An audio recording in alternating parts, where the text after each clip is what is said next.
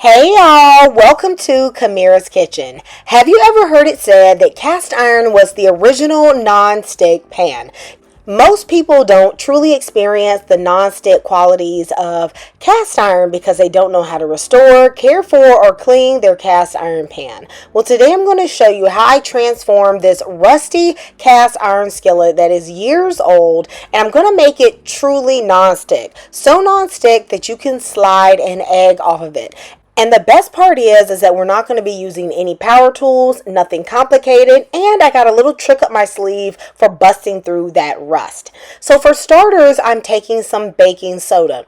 Common household baking soda, y'all, and I'm going to pour about 3/4 of a cup to a cup in a bowl. Then I'm going to combine it with a little bit of water until I make a paste. Now, honey, don't go and say, I'm going to mix some vinegar in this. No. Okay, you're going to have a mess on your hands. All right, just use some water to make a paste. Then I'm going to pour it into my skillet. This is the first thing I'm going to add so that it starts to react with the rust. Now this will also help to remove any of the seasoning that has already been on this pan, that's really stuck on. But as you can see, even as I begin to wipe initially, the rust is already wanting to start coming up. I'm going to be using a few paper towels put together just to really get in there and to start scrubbing. Now, I only have gloves on because I want to protect my nails, but definitely there's nothing dangerous about rubbing the baking soda without a glove, okay? So I'm also going to be rubbing it on the back side, and you definitely want to make sure you do not forget the sides and the edges of the pan for everything that we do. Those are common places that people forget to, scrub, and they end up getting an uneven coating for their seasoning. So a little backstory on how I got this pan. My dad bought this cast iron skillet as a part of a set that had a Dutch oven in it a couple of years ago from a pawn shop. The Dutch oven was also pretty rusty, and he asked me if I would restore it for him. Now, being the good daughter that I am, I waited 3 years to get around to this project, but it is better late than never, okay? Now, what I loved about this set, though, is that it was super high quality, so you will see at the end that this is actually a really good skillet. Now, guys, I let the baking soda sit on for about 15 minutes, and then I went in with some vinegar. This is going to react with the baking soda, and it's not only going to help remove it, but it's also going to help to bust through that rust. Now, typically, vinegar and things that are very acidic are the enemy when you are seasoning a cast iron skillet. But right now we are trying to get off that seasoning. So vinegar and acidic solutions are the perfect thing to assist us with that process. And you can tell by the color of the liquid that is in the skillet that a lot of the rust has already been taken off by the baking soda, and then lastly with the vinegar.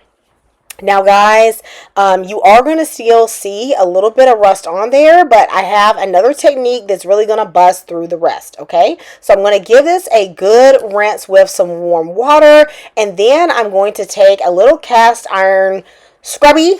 Okay, and I'm going to link this in my Amazon shop if you're interested in this. And I'm just going to go over the pan with some soap, like some Dawn dish soap, and this scrubby.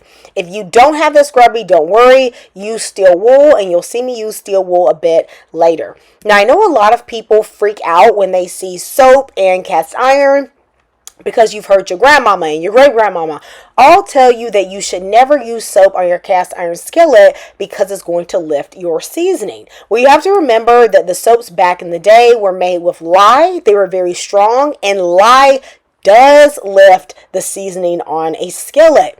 However, the soap these days isn't even truly soap. It's made with surfactants, which are surface active agents, and they are so much more gentle. I mean, y'all, this Dawn dish soap, we can wash our hands with it. It's not stripping like it used to be back in the day. So don't worry about it. Now, once I dry off the skillet as much as I can with a towel, I'm going to use salt and a potato. Yes, y'all, a potato. Okay, and there is a good reason for this. Potatoes release a chemical called oxalic acid when it mixes with the salt as you scrub. it is going to start dissolving the rust. This is a very old school method of getting rust off of a cast iron skillet.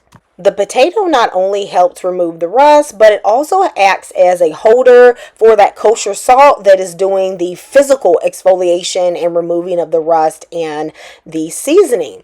Now, if you have the scrubby, I do like to go in after I have thoroughly scrubbed with the potato with a cast iron scrubber. This is just to give another level of physical exfoliation, and then I will go in with the potato on the back. Now, the reason why I do the potato first is because it's already going to have that oxalic acid all over the surface of the cast iron skillet to help remove the rust, and then I just like to go in with the scrubber just to, as a reinforcement, just to make sure everything is gone. However, I have done this just with the potato and no scrubber, and it works as well. So if you don't have this scrubber and you don't want to go and get it, then just, you're just going to be working a little bit longer with that potato and that salt.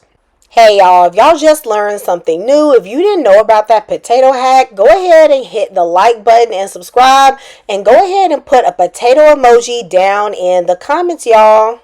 Or maybe you're an OG in this and you already knew this hack. Go ahead and tell me who taught you in the comments. Now guys, I'm going to take some steel wool, a little bit more Dawn dish soap, and I'm going to aggressively scrub the surface of the pan. My goal here is to make sure any rust, any seasoning left behind, I remove it. I make sure that I go in hard on the edges and the sides of the pan because, like I said, those are places we often forget. But I am trying to do a new seasoning on this pan so I get everywhere, including the handle. Then I'm going to rinse it off. Now, you could technically stop here. You actually will have most of it gone at this point, but I just like to be a little bit extra, and I like to go in and use that salt one more time. But I'm not going to go in quite as hard, so I'm going to go ahead and heat my oven to 200 degrees. That way, right after I am done rinsing the second time, I can immediately start fully drying off my skillet. Once you have removed the seasoning from your skillet, you have to work fast, or else you're going to get even more rust that's going to start developing.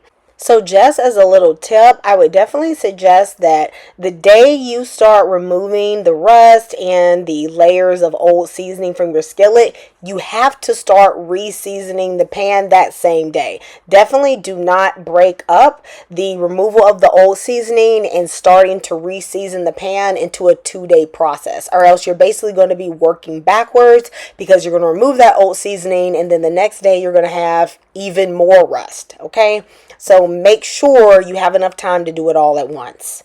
This is the final rinse, and y'all, the workout portion of this tutorial is over. From henceforth, it's mostly going to be hands off. Okay, so guys, I'm going to go ahead and stick my skillet on an eye on low just to start getting off any places that are still moist. I know this looks dry, but the truth is that, it's not 100% dry. It is not dry enough to start putting on an oil layer. So once I let it warm up for about 2 or 3 minutes, I then stick it in my 200-degree oven for about 5 minutes.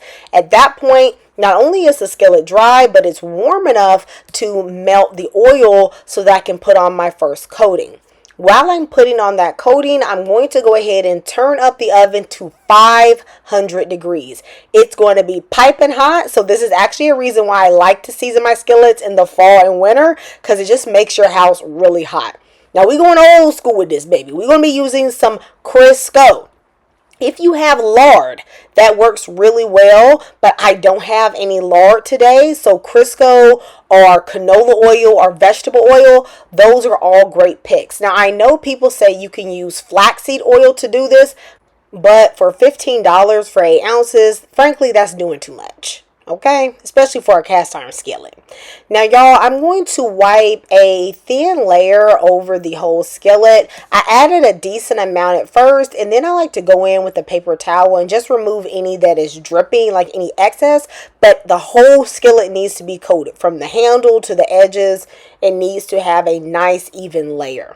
I'm going to place my skillet in upside down, and I put a baking sheet at the bottom.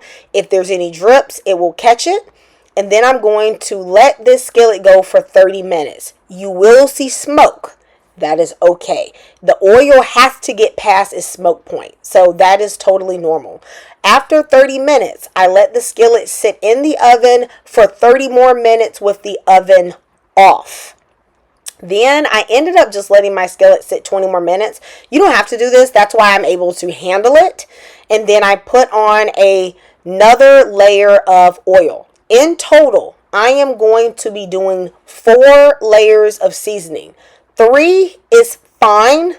I did 4 just because I had the time and I wanted to make sure that my coating was going to be solid. Once I put every oil layer on, I put it back in the oven for 30 minutes on 500. I cut the oven off. Let it sit in the oven with the oven off for 30 more minutes. Add another layer of oil and then repeat. Now you can technically do this process as many times as you want, but after 4 times, mine was shiny. It was looking new. It had a great solid coating on it. So I just stopped at 4 coatings. Now for those of y'all haters that doubted me and you didn't think this skillet was going to be truly non-stick, I'm going to prove you wrong right here. I'm going to show you that it is actually truly non-stick. I'm going to let the egg cook until it has a little sear around the rim. You'll see it kind of brown on the edge. And then all I need to use is a spatula just to break the seal between the cast iron and the egg. And you will see immediately that baby is slipping and sliding. Okay? If you would like to see the process of how I restore a fully cast iron Dutch oven or any other type of cookware, please let me know in the comments. Also, let me know if this video was helpful for you, if you learned something, if you're going to actually use this technique, and also let me know if you want to know how to do everyday care for a cast iron skillet. Y'all know I'm a Southern girl and I definitely know how to use a cast iron skillet and maintain it. So just let me know in the comments and I'd be happy to do the video for you. I'll see you next time at Kamira's Kitchen. Goodbye and God bless.